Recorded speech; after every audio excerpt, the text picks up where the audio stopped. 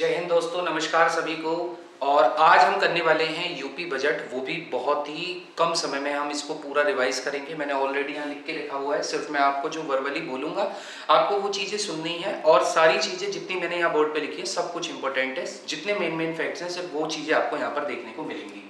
ठीक है, बात करें यूपी का जो बजट था इस बार का, वो कितने का बजट था, तो आपको याद रखना है 8,08,736.06 करोड़ का बजट इस बार यूपी ने पेश किया, जो यूपी के इतिहास में सबसे बड़ा बजट है अब तक का। ठीक है, बात करें अगर पिछले साल के मुकाबले देखें तो पिछले साल के मुकाबले 9.8% ज्यादा बजट हमने इस बार पेश किया है। तो बहुत इंपॉर्टेंट है डाटा, 9.8% का ज्यादा हमने बजट इस बार पेश किया और 8,08,736.06 करोड़ का हमने बजट पेश किया। बात करें कि इस बजट में सबसे ज्यादा हिस्सा कहां पर कितना खर्च किया जाएगा, तो देखना बजट में सबसे ज्यादा जो हिस्सा खर्च होगा वो रेवेन्यू पर होगा और उसके बाद कैपिटल पर होगा, पूंजी पर होगा।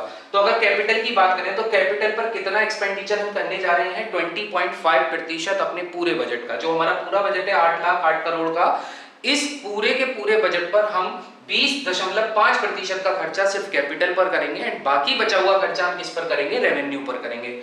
तो ये लगभग कितना होता है, 2.25 लाख करोड़ का जो इस बजट है, इस बजट में से हम 2.25 लाख करोड़ को किस पर खर्च कर देंगे, तो ये हम खर्च कर देंगे किस पर, अपने कैपिटल पर। देन इसके बाद फिस्कल डेफिसिट यानी कि जो राजकोषीय घाटा है, वो राजकोषीय घाटा कितना रहा, तो राजकोषीय घाटा हमारा जो रहा वो 91,399.80 करोड़ का रहा। 91,399.80 करोड़ का ये आपका फिस्कल डेफिसिट राजकोषीय घाटा रहा, जो 2.97% आपका बैठता है। ठीक है, इसके बाद फिस्कल हेल्थ इंडेक्स। देखो फिस्कल हेल्थ इंडेक्स, ये जो फिस्कल पॉलिसी है ये नीति आयोग ने जारी की है और नीति आयोग ने इसमें जो उत्तर प्रदेश को जिस श्रेणी में रखा है वो कौन सी श्रेणी है, तो फ्रंट रनर श्रेणी में यूपी को रखा गया है। ठीक है, नीति आयोग के द्वारा फिस्कल हेल्थ इंडेक्स जारी किया जाता है। तो इस बार 2022-23 की रिपोर्ट में जो फिस्कल हेल्थ इंडेक्स में यूपी की रैंक है वो सुधरी है। पहले 37 पॉइंट थे हमारे, ठीक है, इससे पहले जो पॉइंट थे हमारे वो 37 पॉइंट थे, लेकिन इस बार हमें कितने प्रतिशत का मिला है, 45.9% का हमें फिस्कल हेल्थ इंडेक्स दिया गया है।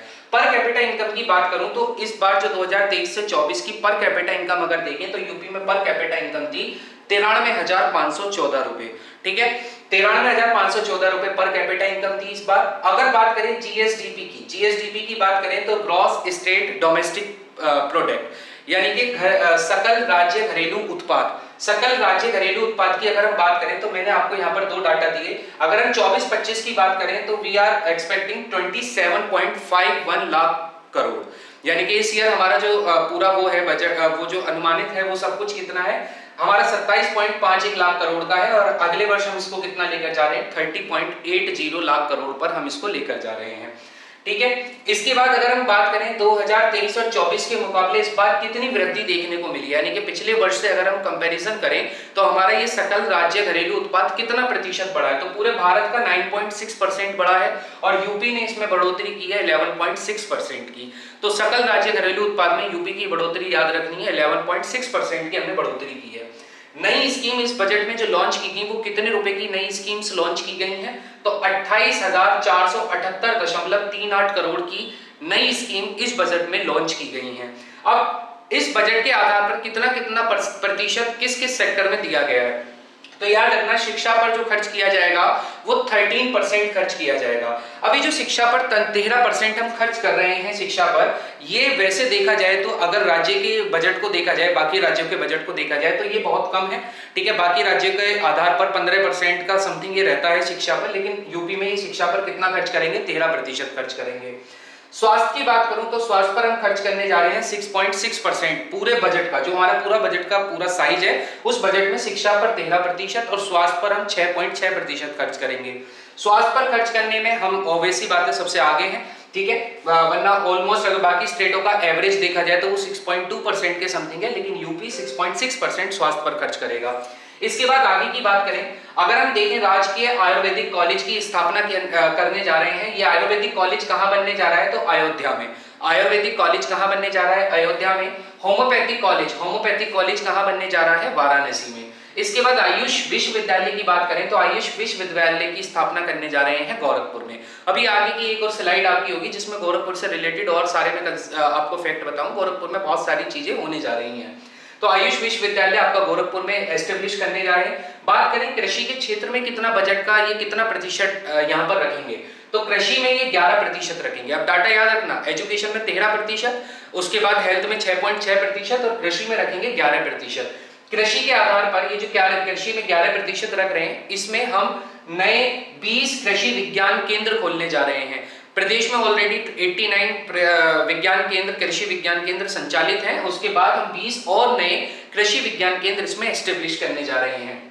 बात करें महात्मा बुद्ध कृषि एवं प्रौद्योगिकी विश्वविद्यालय, इसकी स्थापना कुशीनगर में करने जा रहे हैं, जिसके लिए बजट कितना एलोकेट किया गया है, 100 करोड़ का बजट यहाँ पर एलोकेट हुआ है। इसके बाद इंफ्रास्ट्रक्चर पर हम 22% खर्च करने जा रहे हैं, ठीक है। तो इंफ्रास्ट्रक्चर पर हमारा जो खर्च होगा वो 22% खर्च होगा और इसके आधार पर हम 4 नए एक्सप्रेसवे को मंजूरी मिली है। कौन सा? पहला है आगरा लखनऊ एक्सप्रेसवे, दूसरा है गंगा एक्सप्रेसवे, तीसरा है विंध्या एक्सप्रेसवे एंड चौथा होगा हमारा Bundelkhand Rewa expressway. I hope आपको ये एक स्लाइड में ये इतने सारे इंपॉर्टेंट फैक्ट्स समझ आए होंगे। यहाँ पर एक फैक्ट आप और डालेंगे कि हम $1 ट्रिलियन USD डॉलर का हमने लक्ष्य रखा हुआ है कि जो हमारी यूपी की जो इकोनॉमी है हम उसे $1 ट्रिलियन USD डॉलर लेकर जाएंगे और ये लक्ष्य हमारा 2029 तक का है। कब तक का है?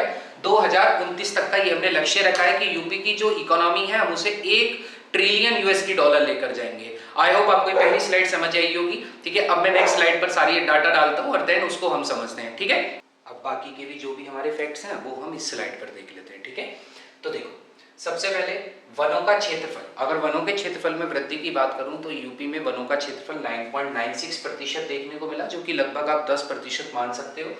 बात करें फॉरेस्ट और ट्री कवर में, अगर हम बात करें जंगल और पेड़ों के कवरेज में बात करें तो यूपी पूरे देश में दूसरे नंबर पर आता है। सबसे ज्यादा ये कहाँ पर देखने को मिलता है? तो ये सबसे ज्यादा आपको मिलता है महाराष्ट्र में देखने को, ठीक है। कहाँ मिलता है? महाराष्ट्र में देखने को मिलता है। यूपी का जो स्थान है वो दूसरे नंबर पर है। बात करें बाघों की संख्या, तो बाघों की संख्या जो पहले 173 थी, अभी 2022 के आंकड़ों के आधार पर वो 205 तक पहुंची है। तो बाघों की संख्या 173 से 205 तक पहुंच गई है।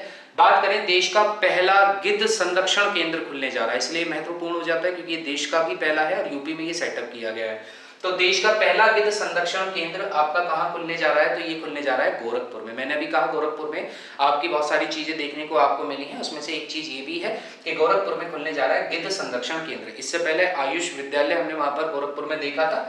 वानिकी एवं औद्योगिक विश्वविद्यालय, यानी कि वानिकी और औद्योगिक विश्वविद्यालय भी गोरखपुर में ही खुलने जा रहा है। प्रदेश का सबसे बड़ा कुटीर उद्योग अगर देखा जाए तो बजट में भी ये बताया गया कि प्रदेश में जो सबसे बड़ा कुटीर उद्योग है, ठीक है, जो हाथों से करने वाला सबसे बड़ा उद्योग है वो कौन सा है? हैंडलूम एंड टेक्सटाइल इंडस्ट्री है। इसके लिए पीएम मित्र योजना, जो कि टेक्सटाइल की इंडस्ट्री को बढ़ावा देने के लिए ये योजना चली है, पीएम मित्र योजना, इसके तहत उत्तर प्रदेश में 300 करोड़ का निवेश किया गया है। बात करें आपके यूपी की, हमारे यूपी की एआई सिटी किसको बनाया जा रहा है? तो एआई सिटी डेवलप करने जा रहे हैं लखनऊ में, यानी कि आर्टिफिशियल इंटेलिजेंसी सिटी कहाँ बनने जा रही है? लखनऊ में बनने जा रही है। कितने डाटा सेंटर पार्क को मंजूरी दी गई है? तो यूपी में 8 डाटा सेंटर पार्क बनेंगे, जिसके लिए 30,000 करोड़ का बजट एलोकेट किया गया है और इनकी क्षमता होगी 900 मेगावाट। इसके बाद एससीआर, स्टेट कैपिटल रीजन, जैसे एनसीआर होता है नेशनल कैपिटल रीजन, ऐसी एससीआर की तर्ज पर कुछ प्रदेशों को शामिल किया गया है, कुछ जिलों को शामिल किया गया है, जिसमें लखनऊ है, हरदोई है, सीतापुर है, उन्नाव है, रायबरेली है और बाराबंकी है। इसके बाद बात करें वेद विज्ञान केंद्र। भाई वेद विज्ञान केंद्र कहाँ बनाया जाएगा? तो ये जो वेद विज्ञान केंद्र है, सीतापुर में एक बहुत प्रसिद्ध मंदिर है नैमिष नारायण, वहां पर इसकी स्थापना की जाएगी वेद विज्ञान केंद्र की। आगे करते हैं जीरो पॉवर्टी अभियान की बात। जीरो पॉवर्टी अभियान जिसको 2 अक्टूबर 2024 से स्टार्ट किया गया था, इसमें जो लक्ष्य रखा गया है, पूछ सकता है जीरो पॉवर्टी अभियान कब स्टार्ट हुआ? तो 2 अक्टूबर 2024 में ये स्टार्ट किया गया है और इसका लक्ष्य है कि जो पंचायत के क्षेत्र में जो परिवार आते हैं जिनकी आय बहुत कम है, उनकी आय को एक टारगेट इनकम तक लेकर जाना है 1,25,000। क्योंकि अभी मैंने आपको बताया जीडीपी हमारा कितना है, तो 93,514 प्रति व्यक्ति आय हमारी निकली है इस बार की, ठीक है। बात करें यूपी युवा उद्यमी विकास अभियान, यूपी युवा उद्यमी विकास अभियान में 1000 करोड़ रुपए हमने यहाँ पर खर्च किए हैं, ठीक है। और इसके बाद बात करें सोलर पावर प्रोजेक्ट की, तो यहाँ पर 2 पावर प्रोजेक्ट आपके बनाए जा रहे हैं। पहला जिसमें 500 मेगावाट की क्षमता है, जिसको हम एस्टेब्लिश करने जा रहे हैं यूपी के जलौन में, और ये जलौन में जो एस्टेब्लिश करने जा रहे हैं ये 500 मेगावाट की क्षमता का होगा और झांसी में 200 मेगावाट की होगी। तो दोनों ही जे से स्टार्ट हो रहे हैं, तो याद रखना आसान है, जालौन और झांसी। जालौन में 500 मेगावाट है और झांसी में आपका 200 मेगावाट है। कीमत की बात करें तो ये बजट का 2500 करोड़ यहाँ पर खर्च किया जाएगा। बात करें सिगरा स्टेडियम कहाँ बनने जा रहा है, तो सिगरा स्टेडियम बनने जा रहा है वाराणसी में, खेल कूद को बढ़ावा देने के लिए। ठीक है, यहाँ पर सिगरा स्टेडियम का स्थापना की जा रही है और ये वाराणसी में होने जा रही है। 223 करोड़ का यहाँ पर बजट इसके लिए एलोकेट किया गया है। यूपी में पहली बार एक जनपद एक खेल इस योजना का प्रारंभ हो गया है। एक जनपद एक खेल, हर एक जनपद में एक खेल को प्रोत्साहन किया जाएगा। इसके तहत जो देश की सरकार है उसने भी यहाँ पर सहयोग दिया है। तो यूपी में पहली बार एक जनपद एक खेल की मुहिम चालू हो गई है। बात करेंगे अब कुछ इंपॉर्टेंट फैक्ट्स जो इस बजट से रिलेटेड है, जैसे इस बजट की थीम क्या रखी गई थी। इस बजट की थीम थी वंचित को वरीयता।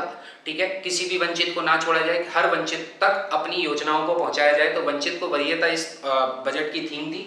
बात करेंगे एम किसको रखा गया था, तो एम में याद रखना है ज्ञान शब्द। अब ज्ञान का मतलब क्या है, जी का मतलब है गरीब, वाई का मतलब है युवा, ए का मतलब है अन्नदाता और एन का मतलब है नारी। यानी कि इस बजट में जो मेन फोकस रखा गया है वो किन लोगों पर रखा गया है, वो रखा गया है गरीब लोगों पर, वो रखा गया है युवाओं पर, वो रखा गया है किसानों पर जो कृषि करते हैं, और वो रखा गया महिलाओं पर। ठीक है, इसलिए यहाँ से ये शब्द बना ज्ञान।